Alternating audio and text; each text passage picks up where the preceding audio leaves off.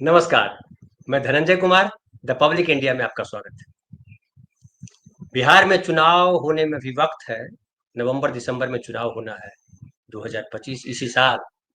लेकिन बिहार को लेकर के जो चर्चाएं होनी चाहिए वो बहुत तेज हो गई हैं। बीच में खबर आई थी नीतीश कुमार पलटी मार रहे हैं, पलटी मार रहे हैं, फिर आया कि नहीं हुई मार रहे हैं। अब कल जो है लालू प्रसाद यादव जी ने एक बयान दिया और उसको लेकर के फिर जो है मीडिया में खबरें घूमने लगी। लेकिन हम केवल खबरों तक नहीं है, हम उनका विश्लेषण करते हैं और समझेंगे कि लालू प्रसाद के कहने का क्या मतलब है और क्या उसका इम्पैक्ट होगा।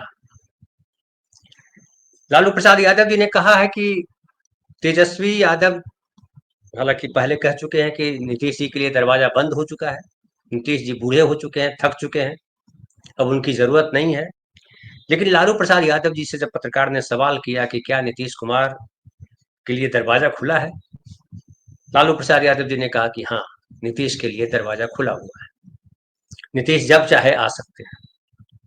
ये कहने का मतलब क्या है? कई लोग कह रहे हैं कि अभी पलटी मार देंगे, लेकिन जो शपथ ग्रहण समारोह था राज्यपाल महोदय के, आरिफ मोहम्मद खान अब राज्यपाल हुए, उन्होंने शपथ ली। नीतीश जी भी वहां थे जब सवाल किया पत्रकारों ने, तो नीतीश कुमार ने तो कुछ नहीं बोला, लेकिन आरिफ मोहम्मद खान ने कहा कि वो कहीं नहीं जा रहे हैं, वो यही है। बहरहाल जो भी हो, लेकिन ये लालू प्रसाद जी ने ऐसा कह करके एक कुशल राजनीतिज्ञ होने का परिचय दिया है। देखिए, लालू प्रसाद यादव भी जानते हैं कि जो बिहार के समीकरण है, अगर बीजेपी वर्सेस आरजेडी होता है या महागठबंधन होता है तो बीजेपी भारी पड़ जाएगी। तेजस्वी अभी इतने मजबूत नहीं हुए हैं कि बीजेपी का तूफान जो है वो झेल सके। कई चुनाव आए इस बीच, और लालू प्रसाद यादव ये समझ रहे हैं कि नीतीश कुमार जो है एक ढाल की तरह है, उनके बेटे के लिए भी और बीजेपी को रोकने में भी नीतीश की बड़ी भूमिका है। क्योंकि नीतीश और लालू प्रसाद यादव दोनों ने साथ राजनीति शुरू की, दोनों लंबे समय तक साथ रहे। कहा गया कि लालू प्रसाद यादव को मुख्यमंत्री बनाने में नीतीश की भी भूमिका थी, नीतीश उनके साथ थे। बाद में नीतीश लालू में झगड़ा हुआ और नीतीश अलग हुए, अलग पार्टी बनाई, फिर कुछ नहीं जमा तो फिर बीजेपी के साथ मिले, सरकार फिर बनी। जब दिल्ली में तो मंत्री बने, और फिर जब बिहार में बीजेपी ने भेजा उनको अटल बिहारी वाजपेयी जी ने कि जाओ बिहार के मुख्यमंत्री बनो, और फिर नीतीश कुमार की यात्रा जो है वो आज जो यात्रा है वो शुरू हुई। तो लालू प्रसाद यादव नीतीश कुमार को भली भांति जानते हैं। और आगे हम बात करें इससे पहले एक और घटना हम सुनाते हैं कि जब नीतीश और लालू के बीच जब झगड़ा हो गया था और लालू प्रसाद यादव ने धुतकार करके नीतीश कुमार को भगा दिया था, तो कोई रास्ता नहीं बचा था नीतीश कुमार के पास कि क्या करें। तो एक उनके क्लोज साथी ने बताया था कि नीतीश जी से उन्होंने कहा कि बीजेपी ज्वाइन कर लो।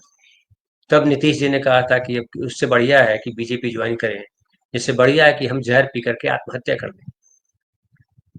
फिर वो नीतीश जो है दिल्ली गए, जॉर्ज फर्नांडिस को दिल्ली बुलाए, और वहां से उन्होंने फोन किया उस मित्र को जो बता रहे थे, हमको कहानी सुना रहे थे कि नीतीश ने कहा कि बीजेपी में जाने से बेहतर है कि जहर पी लें। तो उन्होंने कहा कि जॉर्ज कह रहा है कि बीजेपी हम बीजेपी के साथ आ जाते हैं और गठबंधन कर लेते हैं, और इस तरह से नीतीश जो है बीजेपी के साथ जुड़ गए। उस समय वाजपेयी जी का काल था और काफी सम्मान था नीतीश कुमार को।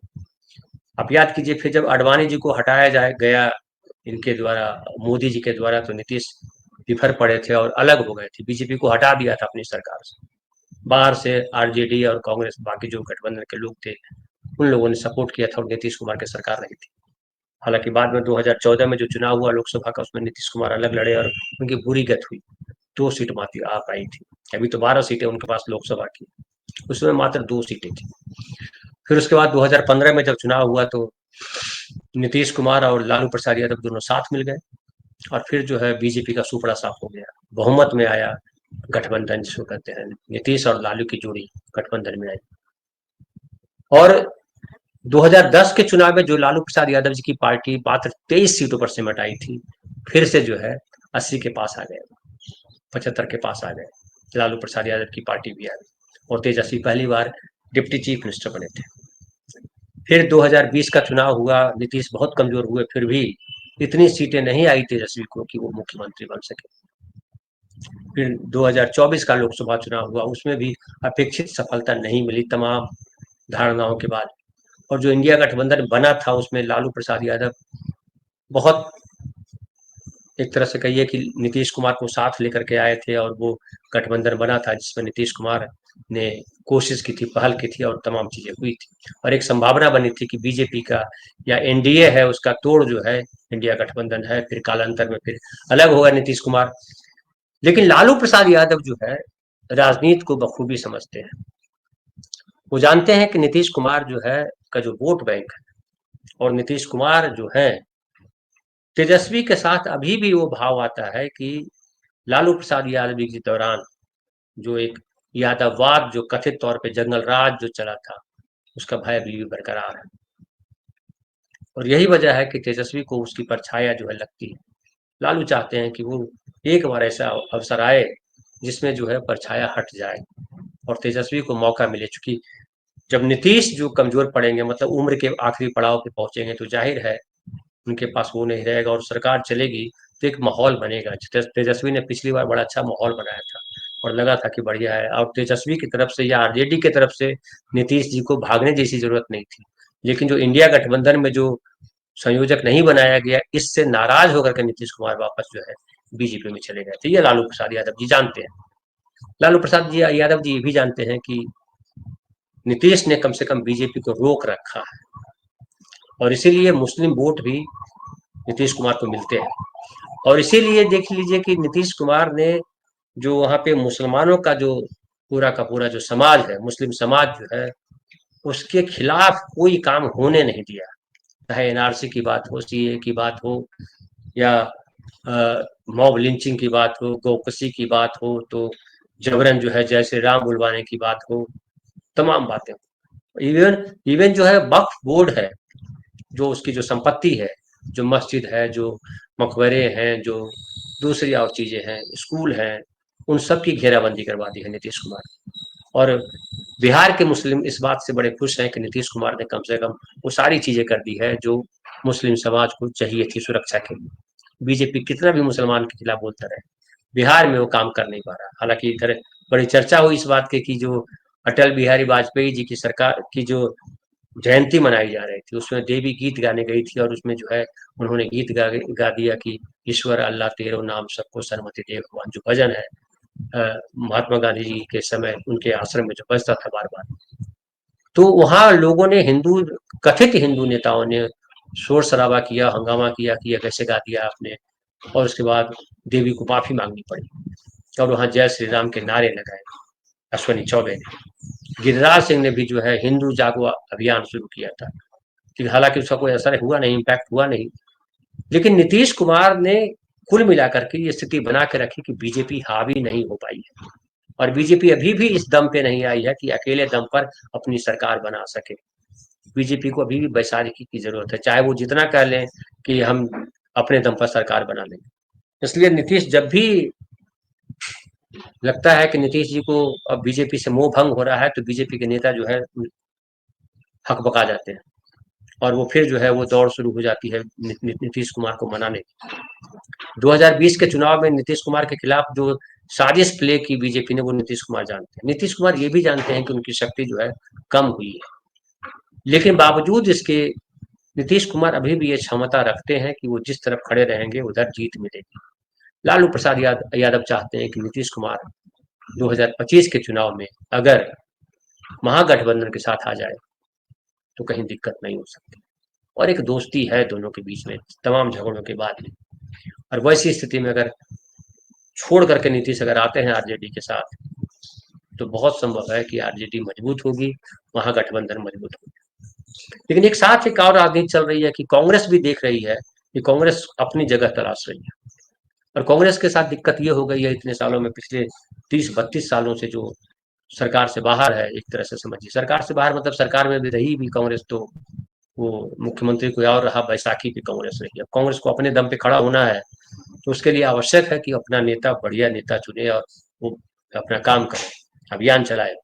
लेकिन बिहार में कांग्रेस की दिक्कत ये है कि सारे रास्ते जो है लालू प्रसाद के घर के होकर के जाते हैं। लालू प्रसाद जी से लड़ करके कांग्रेस निकल नहीं पा रही। और पिछले लोकसभा चुनाव में जो पप्पू यादव जाप अपनी पार्टी उनकी छोड़ करके, जन अधिकार पार्टी छोड़ करके जब आए थे, कांग्रेस के साथ विलय किया था, तो वो पूर्णिया की सीट चाह रहे थे। बहुत खींचमतान हुई और आखिरकार उनको टिकट नहीं मिला, लालू प्रसाद अड़ गए। और फिर भी खड़े रहे ये पप्पू यादव अपने दम पर अकेले निर्दलीय जीते।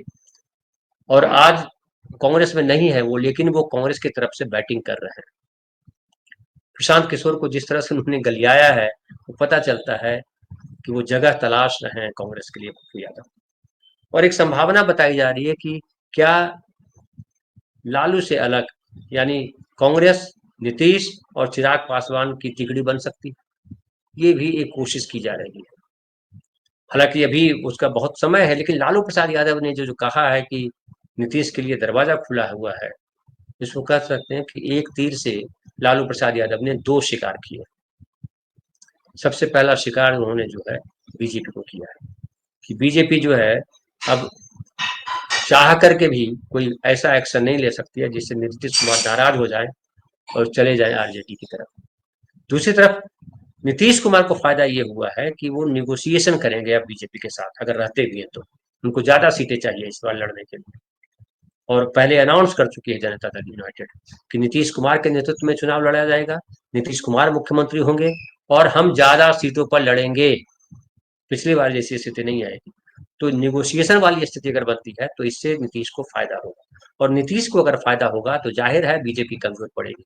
लालू प्रसाद यादव जी यही चाहते हैं कि अगर नीतीश नहीं भी साथ आते हैं तो नीतीश इतने मजबूत हो जाए कि बीजेपी कमजोर पड़ जाए, और फिर एक और अवसर मिलेगा आगे बढ़ने का।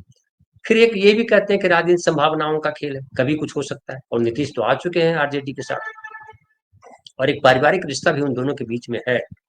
तो वो संभावनाओं को लालू प्रसाद यादव नहीं छोड़ना चाहते हैं। तेजस्वी उस मामले में भी अलग भले हैं, लेकिन एक और देखिए कि जो उनको उनकी पार्टी के मुख्य प्रवक्ता है मृत्युंजय तिवारी, उनकी बात से भी अंदाजा लगाइए उन्होंने क्या कहा। उन्होंने कहा कि 2025 के चुनाव के बाद यहाँ एनडीए की सरकार नहीं बनेगी, नीतीश सरकार नहीं बनेगी ऐसा नहीं कहा, एनडीए की सरकार नहीं बनेगी। एनडीए की सरकार नहीं बनेगी तो मतलब क्या होता है? मतलब होता है कि बीजेपी सत्ता से बाहर रहेगी, नीतीश कुमार और हम लोग मिलकर के सरकार बनाएंगे, ये कहा गया। और अब पूरा जो है बीपीएससी का आंदोलन देखिए, बीपीएससी के आंदोलन में किसी ने भी नीतीश कुमार पे हमला नहीं किया। इवन कांग्रेस के ट्विटर हैंडल पे आपने अगर देखा होगा तो कांग्रेस के ट्विटर हैंडल पे आया कि मोदी सरकार फेलियर रही, बिहार में मोदी सरकार युवाओं पे या एफसी ये बीपीएससी के अभ्यर्थियों पे लाठीचार्ज करवाती है, जबकि वहां नीतीश सरकार है। तो कांग्रेस भी जो है नर्म है नीतीश कुमार के प्रति, लालू प्रसाद यादव भी नम्र है नीतीश कुमार के प्रति, तेजस्वी यादव ठीक है, लेकिन वो जाहिर है कि उस बात को समझ रहे हैं।